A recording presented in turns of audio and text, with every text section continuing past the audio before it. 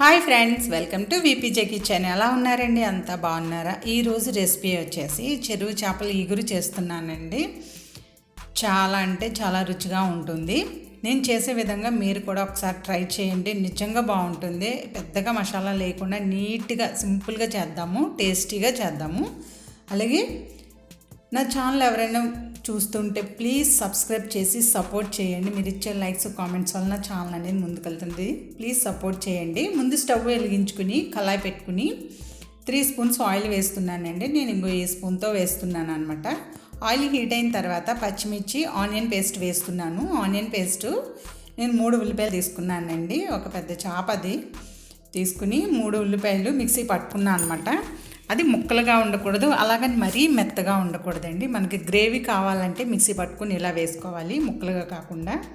ఇది ఆనియన్స్లో వాటర్ అంతా ఇంకిపోయి మంచి కలర్ వచ్చే వరకు ఫ్రై చేయాలి. వాటర్ అనేది ఉండకూడదు, అప్పుడే మనకి కూర అనేది రుచిగా ఉంటుంది. చూసారా, ఈ విధంగా ఉండాలన్నమాట. అప్పుడు ఇందులో 2 స్పూన్లు అల్లం వెల్లుల్లి పేస్ట్ వేసుకొని పచ్చివాసన పోయే వరకు ఫ్రై చేసుకోవాలి. ఇవి ఎంత బాగా మనం ఫ్రై చేస్తే అంత బాగుంటుందండి కూర అనేది. ఆనియన్స్లో వాటర్ అనేది ఉండకూడదండి. అలాగే 2 స్పూన్లు నేను జీరా పౌడర్ వేసాను, 1/2 స్పూను గరం మసాలా పౌడర్ వేసి రుచికి తగినంత ఉప్పు, పసుపు, కారం వేస్తున్నానండి. మసాలాలు మీ ఇష్టం అండి. కొంచెం ఎక్కువ స్పైసీ కావాలనుకున్న వాళ్ళు ఎక్కువ వేసుకుంటే సరిపోతుంది. ఇప్పుడు బాగా ఫ్రై అయిపోయి చూసారా, కింద మంట అనేది లో ఫ్లేమ్లో ఉంచుకోవాలి. ఇప్పుడు ఇందులో వాటర్ వేసుకొని బాగా కలుపుకుందాము. మనకి చేపలు అలాగే ఈ ఆనియన్స్ కూడా ఉడకడం కోసం మనం వాటర్ అనేది వేసుకోవాలన్నమాట. వేసుకుని ఒకసారి బాగా కలిపి మూత పెట్టి 1 మినిట్ హై ఫ్లేమ్లోనే ఉడకనిద్దామండి. చూడండి, ఇప్పుడు చేపలను మనం 1 మినిట్ తర్వాత ఇందులో వేసేసుకుందాము. నీట్గా పసుపు ఉప్పుతో నీట్గా కడిగానండి. ఒక్కొక్కటి వేసేసుకుందాము.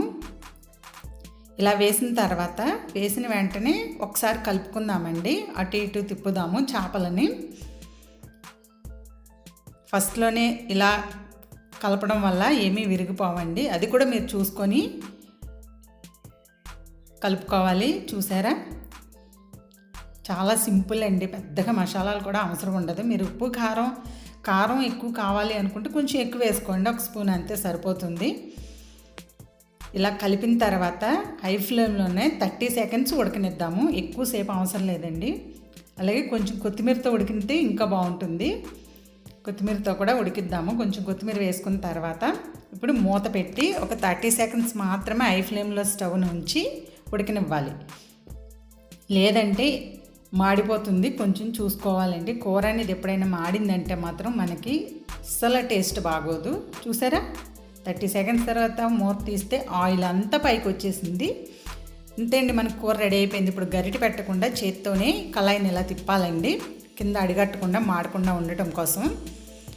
చూస్తుంటే గుమగుమలాడిపోతుందండి, నోరు ఊరిపోతుంది. నిజంగా మీరు చాలా బాగుంది, ట్రై చేయండి. సింపుల్గా ఉంది కూర అనేది.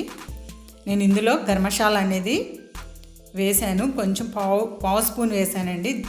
ధనియాల పొడి వేయలేదు. ఇప్పుడు స్టవ్ ఆఫ్ చేసుకొని సర్వ్ చేసుకోవడమే.